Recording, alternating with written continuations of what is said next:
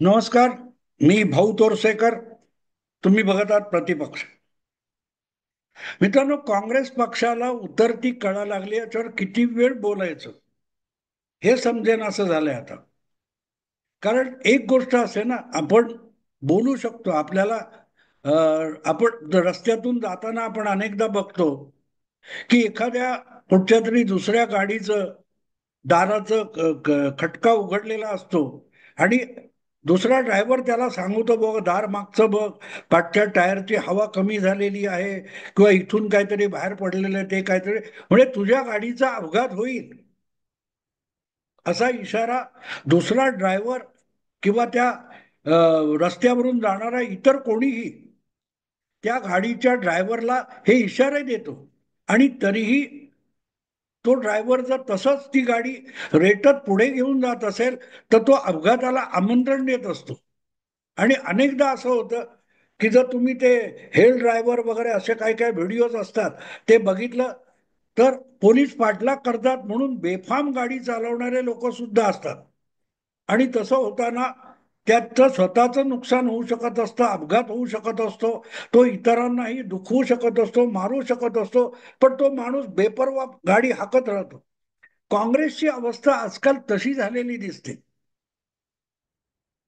10-12 वर्षामध्ये म्हणजे प्रामुख्याने मोदी राष्ट्रीय राजकारणात आल्यापासून काँग्रेस पक्षाची जी दुर्दशा झालेली आहे ती कशी सावरायची याची देशातल्या अनेक राजकीय अभ्यासकांना चिंता आहे. आणि तो प्रत्येक जण काँग्रेसचा चमचा असेल असं नाही, काँग्रेसचा शत्रू असेल असं नाहीये, पण दिसतंय काँग्रेसचं इथे इथे नुकसान होणार आहे. तर त्याला वाचवण्याचा प्रयत्न जो असतो तो तुमचा टीकाकार करतो तेव्हा त्याच्याकडे थोडं तरी लक्ष दिलं पाहिजे, पण करायचं काय? आणि मग काय होतं की तुमच्याकडे असलेली माणसं सुद्धा कंटाळून आपला कपाळमोक्ष यांच्याबरोबर होण्यापेक्षा बाहेर पडावं म्हणून बाहेर पडतात. काँग्रेस सोडून एकामागून एक एकामागून लोक निघून गेली, दुसऱ्या पक्षात गेली का, अनेक जण भाजपमध्ये आले. आज भाजपच्या राष्ट्रीय कोण प्रवक्ते वगैरे म्हणतात त्याच्यामध्ये कमीत कमी 4-5 तो शहजाद पुनावाला आहे किंवा कोण कोण आहे, वल्लभ नावाचा एक आहे, गौरव वल्लभ, कितीतरी आहेत. ते काँग्रेस सोडून भाजपत आले. म्हणजे त्यांनी गेली 4-5-7 वर्ष आधी भाजपवर सडकून टीका केलेली आहे.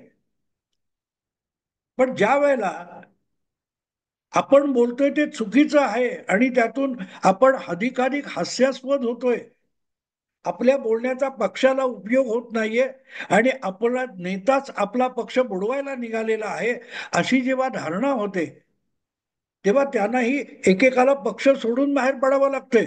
मग तो विकला गेला, तो गद्दार आहे, हे बोलणं सोपं असतं. त्यामुळे तुमचा पक्ष सावरला जात नाही. आज काँग्रेसची जी अवस्था आहे ती बघा, की इतक्या हट्टाने तुमच्या बरोबर राहण्याचा जे लोक प्रयत्न करतायत त्यांनाही ढोंगणावर लाथ मारून हाकलल्यासारखं जर पक्षाचं नेतृत्व वागत असेल की आमच्या बरोबर राहायचं तर आमच्या बरोबर तुम्ही सुद्धा आत्महत्येला तयार असलं पाहिजे, आम्हाला पक्ष वाचवायचा नाही. आणि म्हणतात ना ते की जहाज बुडायला लागलं की त्यातून उंदरं पहिली पळ काढतात असं म्हणतात. पण प्रत्येक जण उंदीर असतो असं नाही. जेव्हा कळतं की त्या जहाजाचा प्रमुख चालक असतो, तोच जर ते जहाज बुडवायला निघाला असेल तर अनेक चांगल्या सहकाऱ्यांना आपला जीव वाचवण्यासाठी बाहेर पडावं लागतं. अन्यथा तो नौकेचा प्रमुख आहे त्याच्याबरोबर बुडायला पाहिजे. माझ्यावर निष्ठा आहे ना, मग माझ्याबरोबर बुडायला तयार व्हा, ही जर त्या नौका चालवणाऱ्याची भूमिका असेल तर त्याच्यापासून दूर होण्यातच शहाणपणा असतो. आणि तशी अवस्था आज बहुतांश काँग्रेसवाल्यांची झालेली आहे. त्यामुळे शशी थरूर असेल, मनीष तिवारी असेल किंवा पी चिदंबरम असतील, हे तिघेही आधीच्या 10 वर्षात युपीए सरकारमध्ये मंत्री राहिलेली माणसं आहेत.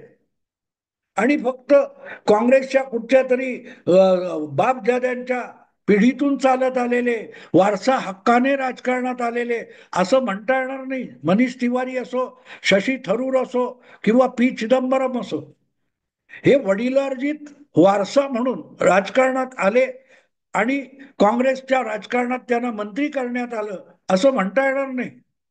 त्यांचा पक्षासाठी उपयोग होता, पक्षाचं सरकार होतं, ते चालवण्यासाठी यांचा उपयोग झालेला आहे.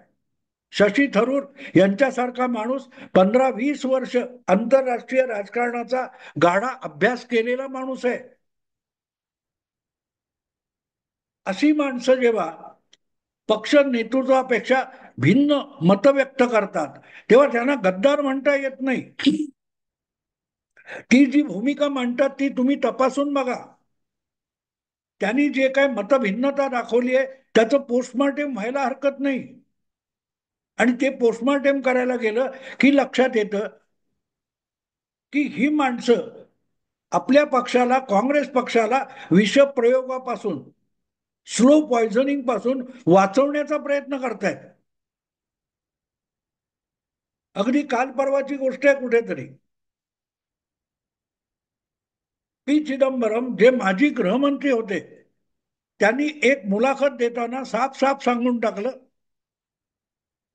की मुंबईवर जो पाकिस्तानकडून हल्ला झाला होता त्या हल्ल्यानंतर पाकिस्तानला धडा शिकवावा यासाठी भारतीय सैन्य सज्ज होतं, आपले सेनापती त्यासाठी तयार होते.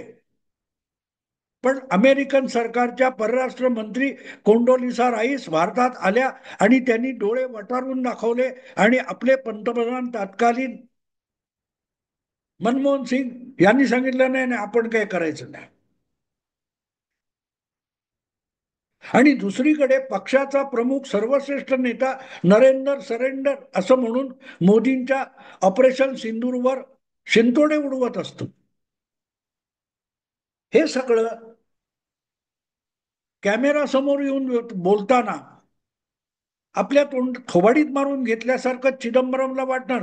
कारण चिदंबरम मुंबई हल्ला झाला तेव्हा गृहमंत्री होते आणि आपण उत्तर देऊ शकलो नाही. पण नरेंद्र मोदी पंतप्रधान आहेत आणि त्यांच्या सरकारने पाकिस्तानला चांगला धडा शिकवलाय, तर त्याचं कौतुक स्वीकारलं पाहिजे. अन्यथा आपण निर्बुद्ध ठरू. सामान्य माणसासमोर थोडीफार बुद्धी ज्याच्याकडे आहे त्याच्यासमोर आपण काँग्रेसचे नेते म्हणून मूर्ख ठरतोय. असं ज्या वेळेला चिदंबरम सारख्या माणसाला वाटतं, शशी थरूर किंवा मनीष तिवारी सारख्या नेत्याला वाटतं, तेव्हा त्याला आपल्या पक्ष नेतृत्वापेक्षा भिन्न भूमिका घ्यावी लागते. पण तुम्ही माझ्या विरुद्ध बोललात म्हणजे पक्षाविरुद्ध बोललात, पक्षाच्या तत्वज्ञानाविरुद्ध बोललात म्हणून त्यांना वाढीत टाकलं जातं काँग्रेस पक्षात. ऑपरेशन सिंदूर नंतर जी जगभर शिष्टमंडळ पाठवण्यात आली त्यापैकी एका शिष्टमंडळाचं नेतृत्व शशी थरूर यांनी केलं होतं, तर दुसऱ्या एका शिष्टमंडळामध्ये मनीष तिवारी यांचा समावेश होता. आणि त्यामुळे त्यांना काँग्रेस पक्षामध्ये गेल्या काही महिन्यामध्ये जवळपास वाढीत टाकलं गेलेलं आहे. आता प्रश्न असा आहे की ते पक्षाला वाचवतायत की राहुल गांधींपासून वाचवतायत. त्यांची मतभिन्नता ही पक्षाच्या ध्येय धोरणानुसार आहे, पक्षाच्या हितासाठी आहे. आणि राहुल गांधी पक्षाचं जे नुकसान करतायत त्यापासून पक्षाला वाचवण्याचा हा त्यांनी चालवलेला प्रयास आहे. पण पक्षाचे सामान्य प्रवक्ते, कर्तृत्वहीन निर्बुद्ध लोक, तो राशीद अल्वी नावाचा काँग्रेसचा एक अडगळीत पडलेला प्रवक्ता आहे, पक्षासाठी त्याने काय केलं माहित नाही. पण मायावतींच्या कालखंडामध्ये हा रशीद अल्वी हा मायावतींच्या पक्षातून मला वाटते राज्यसभा खासदार झालेला होता. पण पुढल्या काळात त्याने मायावतींचा पक्ष सोडला आणि असलं भंगार सगळं हे काँग्रेसच्या अडगळीच्या खोलीत येऊन पडतं. तसा रशीद अल्वी हा पुढल्या काळात काँग्रेसचा नेता झाला आणि आजही काँग्रेसचा नेता आहे. तो उदित राज नावाचा भाजपने हाकून लावलेला नेता, तो सुद्धा भाजपचा असाच प्रवक्ता आहे ज्यांचा भाजपच वेश महत्वाचा आहे, त्यासाठी त्यांना काँग्रेसमध्ये घेतलेलं आहे. आणि मग ते कधी कधी सोयीनुसार प्रवक्ता असतात. चिदंबरम सारखा माणूस, ज्याने जवळजवळ 8-9 वर्ष अर्थमंत्री म्हणून आणि 3-4 वर्ष गृहमंत्री म्हणून काम केलं युपीए सरकारमध्ये. युपीए सरकारमध्ये 2 किंवा 3 नंबरचा नेता किंवा मंत्री म्हणून ज्याने काम केलं, त्याला नालायक ठरवतोय कोण, गद्दार ठरवतोय कोण? रशीद अलवी. कारण चिदंबरम जे बोलतोय ते एक प्रकारे काँग्रेसच्या चुकांवर बोट ठेवतोय. आणि जे सत्य आहे, जे सत्य आहे, यापूर्वी अनेकांनी सांगितलेलं सत्य आहे आणि ते जनतेसमोर आहे. तो रशीद अल्वी हा चिदंबरमला शहाणपण शिकवणार. 10 पक्षातून लाथाडलेला माणूस इकडे येतो आणि तो आज निष्ठावंत असतो. त्यामुळे अचानक चिदंबरमला काय झालंय असा प्रश्न विचारावा लागतो. कारण मध्यंतरी त्यांनी मुंबई हल्ल्यानंतरचा गौप्यस्फोट केला होता, की ज्यामध्ये काँग्रेसने आजवर घेतलेल्या पाकिस्तान बाबतच्या भूमिका ह्या कशा गचाळ, निरुपयोगी आणि हानिकारक होत्या, त्याची कबुली त्याच्यात आहे. की आम्हीही, जे आज मोदी सरकार आपल्या भारतीय सेनेला मुक्त हस्त देऊन पाकिस्तानला धडा शिकवते, ते युपीए सरकार सुद्धा करू शकलं असतं. पण आम्ही करू दिलं नाही, कारण अमेरिकेने डोळे वटारले. हे जर तुमचे चिदंबरम सांगतायत आणि आता त्यांनी आणखीन एक पुढची पायरी गाठली, ते फार मागे गेलेत, इंदिराजींच्या काळात गेलेत. मनमोहन सोडा, तुमचे नरसिंहराव किंवा राजीव गांधी यांच्याही अलीकडे इंदिराजी, म्हणजे जवळजवळ 40 वर्षापूर्वीची गोष्ट. खलिस्तानचा विषय नको तितका चिघळला, तेव्हा खलिस्तानी आणि काय ते अतिरेकी संपवण्यासाठी ऑपरेशन ब्लू स्टार करण्यात आलं होतं. बिदरनवाले नावाचा अतिरेकी हा अमृतसरचं सुवर्ण मंदिर काबीज करून बसला होता आणि रोजच्या रोज कोणाचेही मुडदे पाडले जात होते. अशा वेळेला लष्करी कारवाई करून बिदरनवालेला ठार मारण्यात आलं. त्याच्याबरोबरच्या अनेक शीख खलिस्तानी अतिरेक्यांना ठार मारण्यात आलं. त्यासाठी जी लष्करी कारवाई झाली तिला ब्लू स्टार म्हणतात, ऑपरेशन ब्लू स्टार. जसं आता ऑपरेशन सिंदूर, तसं ऑपरेशन ब्लू स्टार. ती कारवाई करायला नको होती. त्यामुळे शीख समाज काँग्रेस पासून दुरावला आणि म्हणून ती कारवाई वेगळ्या प्रकारे करता आली असती. अगदी शिखांचं सर्वोच्च मंदिर असलेल्या सुवर्ण मंदिरामध्ये लष्कर घुसवणं, तिथे गोळीबार होणं, रक्तपात होणं हे गैरलागू होतं. अशा स्वरूपाचं एक मतप्रदर्शन चिदंबरम यांनी आता केले. अचानक चिदंबरम यांना ह्या सगळ्या गोष्टी कुठून सुचायला लागल्यात आणि म्हणून वाटतं की चिदंबरमला झालंय काय. कारण आजवर सत्तेसाठी गांधी खानदानाचे सेवेत रुजू होणं आणि त्यांनी लाथा मारल्या तरी त्या हसत हसत झेलणं, म्हणजेच काँग्रेस पक्षाविषयीची निष्ठा, अशी ज्यांची भूमिका आहे, अशी माणसं सुद्धा हळूहळू करत राहुल गांधींना कंटाळलेली आहेत.